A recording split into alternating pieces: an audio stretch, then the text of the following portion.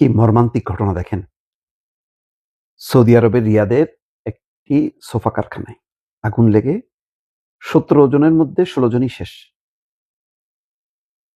এবং বিবিসি রিপোর্টে দেখছি যে এই সোফা কারখানার মালিক এবং শ্রমিক ওই ১৭ জনই, এবং তারা নওগাঁর একটি উপজেলারই অধিকাংশই বাসিন্দা। বোঝা যাচ্ছে কোনো একজন হয়তো ১ম সেখানে যায়, তারপর এক, এক করে তার এলাকার লোকজন নিয়ে এসে সেখানে তারা নিজেরাই সোফা তৈরি করে এবং বিক্রি করে। মালিক শেষ হয়ে গেল নিমেষে। কতগুলো পরিবারের স্বপ্ন শেষ। করুণ দেখলাম যে ২ ভাই মিলে আপ্রাণ চেষ্টা চালাচ্ছিল। জানেন তারা নিশ্চিত মৃত্যু। তো মৃত্যু হবার আগে যখন দাউ, দাউ করে জ্বলছিল, তারা আটকা পড়ছে। মেইন গেটও বন্ধ। তখন বাড়ির সাথে কথা বলতে চেয়েছিল। কিন্তু মানে ফোন ধরেনি। বলছিল যে, "বাসার সবাই কি মানে পুড়ে মারা গেছে? যে ফোন ধরছে না?" মানে চিৎকার করে বলছিল আরকি যে, "কেন ফোন ধরছে না?" তো এই কাহিনীগুলি যখন পড়ে ভেতরটা খুব কষ্ট লাগে।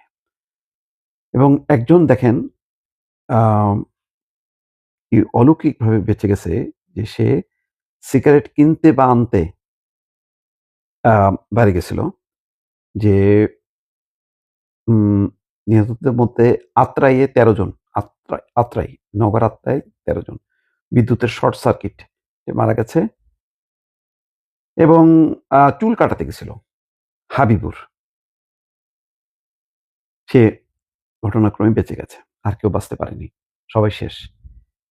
এবং আপনি দেখেন প্রবাসে যখনই দুর্ঘটনা, এই ক্ষেপণাস্ত্র ছুটছে ইরান থেকে, কাতারে, কুয়েতে মারা যাচ্ছে, আহত হচ্ছে, বাংলাদেশী আছে। সাগরে অভিবাসী যে সাগর পাড়ি দিতে যেয়ে ডুবে মারা গেছে, বাংলাদেশী। আটক হচ্ছে, বাংলাদেশী।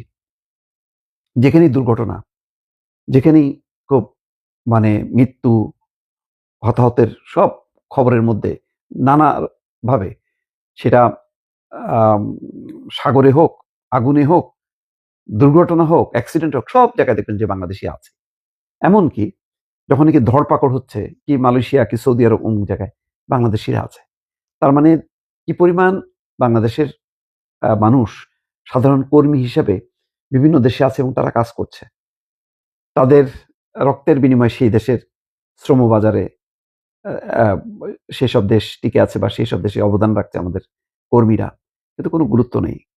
এখন দেখি যে মধ্যপ্রাচ্যে যখন সামরিক প্রতিরক্ষা চুক্তি, সেখানে শাহবাজ শরীফকে দেখা যায়, সালমানকে দেখা যায়, সৌদি প্রিন্স এবং এরদোয়ান তাদের পাশাপাশি দেখা যায়। বাংলাদেশের সেই গুরুত্বপূর্ণ জায়গাগুলোতে নেই।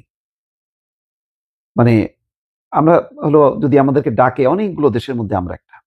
কিন্তু ৪-৫ টা দেশ, বাংলাদেশেরও তো আ তার সামরিক বাহিনী আছে, তার শক্তি আছে। তার এত শ্রমিক, এত লোকবল কাজ করে। কিন্তু গুরুত্বপূর্ণ যেই আন্তর্জাতিক পর্যায়ে যখন নাকি নানা বৈঠক হয়, চুক্তি হয়, সেসব জায়গাগুলোতে আমাদের মুখগুলো দেখা যায় না। খুবই কম দেখা যায়।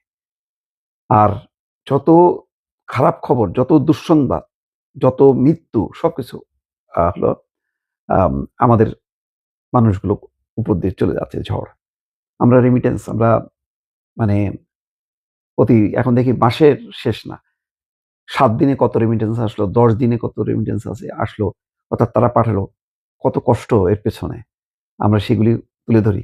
কিন্তু এই শ্রমিকদের জন্য, এই কর্মীদের জন্য বা এই কর্মীদের সুবাদে আস্তে, আস্তে যে আমরা একটা গুরুত্বপূর্ণ অবস্থানে যাচ্ছি, সেই সুখবরগুলো কিন্তু আমরা পাচ্ছি না। শুধুই নেগেটিভ খবরের মধ্যে আমরা ভাসছি। এই পরিস্থিতির উত্তরণ কবে কিভাবে হবে, আল্লাহই মালুম।